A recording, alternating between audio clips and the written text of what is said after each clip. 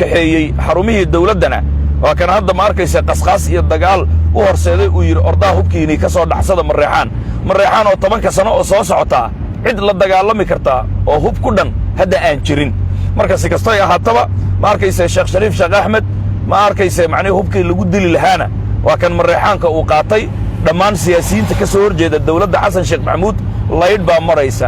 sida layda udugale labqabuujiya heesta saas ay soo mar hadaan khaldanayn sida layda udugale labqabuujiya marka siyaasiyiintii dhammaan neefaa ka soo fuqday neefta ka soo fuqday waa maxay waxaa neefoo ka soo fuqday hubkaan haddii la keeni lahaa baskoolada dad badanaa guryaha lagu nusi lahaa dad badanaa la layn lahaa dad badanaa la dili lahaa hadda ma fahmaysaa laakiin ma noqonin marka walaalayaal warka maanta hadda waxaa ugu weyn degdega ah in hubkii ma arkaysa Xasan Sheekh Maxamuud uu doonayay beelaha Soomaaliyeed inuu macnihii ku kala dilo uu soo tahriibiyey durba beesha caalamka markii idaacadaha laga arkay iyo social mediaha hubkaasi oo macnihii baabuurta la boobayo saamshuutarada bastooladaha casriga ah dhishiikayaasha oo qiyaastii 40 milyan oo dollar adduun dhan lagu qiyaasay annagu waan ku sheegnay marka waxaan ku dhahnay hubkaan adduunyada way soo faragelin doontaa golaha ammaanka uu ka soo hadli doonaa hubkaan hub macnihii ilaa ma ogtahay xataa ma ogtahay isla mareexaanka hubka boobay baa haddana dacwad gudbinaya waxay dhahayaan hubkaan in annagana lagu dilaa la rabay Americano atooraha lugeeyo United Nations Security Council macnihii hubkaan hub annagana lagu dili lahaa buu ahaa waa ka madaxweynihii aan idiin sheegaynay inuu qabyaaladaysta yahay inuu daarood u daran yahay inuu maalin kasta xabadda nagu wado in ma arkaysa macnihii rabay Soomaali inuu isku gubo in ma arkaysa macnihii superior uu sameeyo qabiilo gaar ah ma arkaysa macnihii genocide inuu sameeyo waxaas oo dhan isla daarooda gudbiyey marka daarood adinba daaroodka hadha daarood adinba daaroodka horta xisaabta meeshaasay joogtaa marka waa la ishelay buu yiri hunfa iyo dooro wixii halaabaya hawshayda ma aha Xasan Sheekh Maxamuud xisaabaa ku foorarta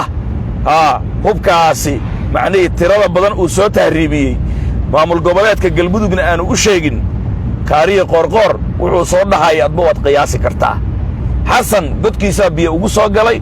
waa uu fashilmay ilaahay baa fashiliyey been buu kursigan ku fuulay propaganda ma arkaysa ruumba iyo naxdin buu dadka ku rusheeyay qabiil buu ma arkaysa u yeedhay farmaajo yiri ma arkaysa waa daarood macnii waa in guriga laga soo saaraa wixii dhacay oo dhan wad ogtiin marka maantay khiyaanadii ikraan taaliil faarax macnii farmaajo iyo faadiyasiin baa dilay aamino oo meydkeedu jinaasada ma arkaysa uu ku qoslayayna macnii uu maryo gudgududan u soo qaatay waxaasoo dhan xisaab dul saaran weeye Xasan Sheekh Maxamuud jinkii oo qaadi waayay ood kala ku darsaday waxaan rabaa inaan u gudbo dhagaystayaasha iyo daawadayaasha qiimaha iyo qaayalahow haddii warbaahinteena aad la socoteen waxaan idiin sheegnay ayaan dhaweyd dhanka statekan Maryland horta Maryland inay jirayaan ilaahay baa og laakiin dhulkan inay haysan doonaan macnihii su'aal baa ka taagan macnihii digil iyo mirifla dadka la leeyahay dhul la'aan inay noqon okay wait it's okay waayahay jaamacaddan SMC inta aad ku taxnaydeen dhagaystayaasha iyo daawadayaasha qiimaha iyo qaayalahow horta Maryland inay jirayso dad ahaan dadkan ilaahay baa abuuray 92 dhul qurxan waaya macnihii horta digil iyo mirifla inuu jiri doono dadkan ilaahay bay macnihii u xisaabsan yihiin 91dii iyo 92diiba way ka nool yihiin oo ma arkayse ma way baabeen laakiin way jiraan marka waxaan rabaa waxa weeye inaan sheego يعني هرت الدجل يمرفلا إنه دول يلان دونه إن ما أركيس معني دول الآن نقول دونه سؤال بكتاجن وحين أبو بدن تاي دول الآن إنه نقض دو سيدان كوسي صعده لكن سياسيين تود هدان نقض ولا ليال أيام دويت وحن يدين لو داعي إن شريف حسن مركو يمادي لكولانسي إسقي الروبو حسن شيخ محمود يهويه إنه كشقيان أي كوي رادين شريف حسن أو مركان كاركاجا ما شقينيو توني تربارو آيات كشقيسي ما أركيس معني سمطبحين تأنجوا قوضنا مدحوي قدومية برلمان بانكار دجناي raxweyn waa ku kor saarnay waa noo adeegtay maxaakiimtii waad caawisay cabdilaahi isqoortaa u gashay lixdii gobol baa kala goysay hadda dagaallo waad hurisay saaxiibow kaarkaaga intaanuu ku eg yahay markaan cajaladdan waxaa dhaqaajinaya mukhtaar roobow cali abuumansuur mukhtaar baad u daynaysaa adigu fangaraynta iyo dhaqaajinta iyo meelaha kuwa ka qaqaylinaya macnihii dir iyo isku dirada horta sidaasay u sheegeen ninka la yidhaahdo ma arkaysa macnihii shariif xasan roobow ayaa loo tanaasulay warkaasi marka aan sheegaayey ma dheerayn haddaad tihiin dhegaystayaasha jaamicadda SMC ku xidhan haddaba waxaan rabaa inaan maanta idin weyddiiyo waxaan idiin sheegaynay ma soo baxday shariif xasan iyo mukhtaar roobow ma arkayse waxaa la sheegi jiray in markii mukhtaar uu issharaxayey shariif xasan sheekh aadan uu ahaa ma arkayse ninkii wax ka xidhay mukhtaar roobow cali abuumansuur ilaan isagaa madaxweynaha saddexda gobol markaasi ahaa su'aalaan ku weyddiiya marka hadda marka roobow iyo shariif xasan ma laysu geeyey saan kuu sheegaaya sheega dee haddii been aan sheegaayo sawir baan xalay soo qaaday waxaan ku soo qoray luuqadda afka qalaad ee ingiriisiga waxaan ku qoray I think so for now waxaan ku qoray waxaan u malaynayaa hadda qof walba way u caddahay qofna fasiraad uma baana sawirkaasi seeing is believing isha ayaa macallina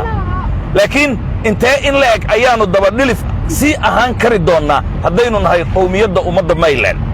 anigu sidaasaan sheegay markaasi sidaad og tihiin dhegaystayaasha iyo daawadayaasha qiimaha iyo qaayaalahaw haddaba sawirkaasi hadda la soo dhigay oo la soo baahiyey roobow iyo shariif xasan oo macnihii adeegayaal u ah beeshaawiye walaalayaal macnihii warka aan kuu sheegaayay in ay isu tanaasuleen oo la yidhi iyagu isuma tanaasuleen isu tanaasula ninkaasaan u dhiibanaynaa in la yidhi ma soo baxday mise ma soo bixin dad baa waxay ku doodeen marka aadan ingiriisow lafta gareen oo meesha doorasho aan qabanaynin meeshaasi iska haysta ayaad qabiil ahaan ku taageeraysaa raggaanna qabiil ahaan baad u diiddan tahay kuwaa igu yidhi oo raxaweynta ka midkaa weli aan korin maskaxdooda sooyaalkana aan akhrinin laakiin haddaan kuwaasi u jawaabo si kooban waxaan leeyahay lafta gareen markii aan mucaaradka ku ahayn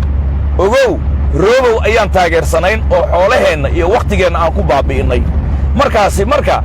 lafta gareen marka dalbihiisa aan sheegaynay oo aannu lahayn kursi dhiig luu ku fadhiistay macnihii nin la keensaday wehel ma ahan digil iyo miriflana waa macnihii qowmiyad ballaaran qof dusha laga saaray ma xukumi karo macnihi qof wax loo yeeriyaa waxba ma ahan maqaarsaarnimadaan ku diiddanayn ee lafta gareen dee ma arkaysa 4 sano 5 sano markaan roobow taageeraynay maxaan ku taageernay markaasi ma qabiil liisaanaan ku taageernay mise qadiyad oo aan ka dareemaynay markuu yidhi koonfur kulman annagaa leh lafta gareenna ma qabiil baan ku diiddaynay markaasi waa maya harinnimo miyaan ku diiddanayn maya waxaan ku diiddanayn macnihi maqaarsaar weeye maqaarsaarna wax nooma qaban karo laakiin haddii ninkii macnihii qadiyadda lagu tabaayey wasiirnimo maqaarsaarnimo oo uu ku qancay mudulood baan ahay uu yidhi ninkii maqaarsaarka macnihii aan moodaynay ee dushanna laga saarayna miciyo uu la soo baxay oo jidad ka dhisay oo ciidamo uu dhisay oo macnihii digil iyo miriflaba ninka ay ka nool yihiin maanta ilaahay ka dhigay dee annagu ma weji baan caabudaynaa ma qabiil baan caabudaynaa mise waxaannu caabudaynaa ninkii dadkan wax u qabanaya dhulkan webiyada inta deggan xitaa hadduu yahay qof aan digil iyo mirifla ahayn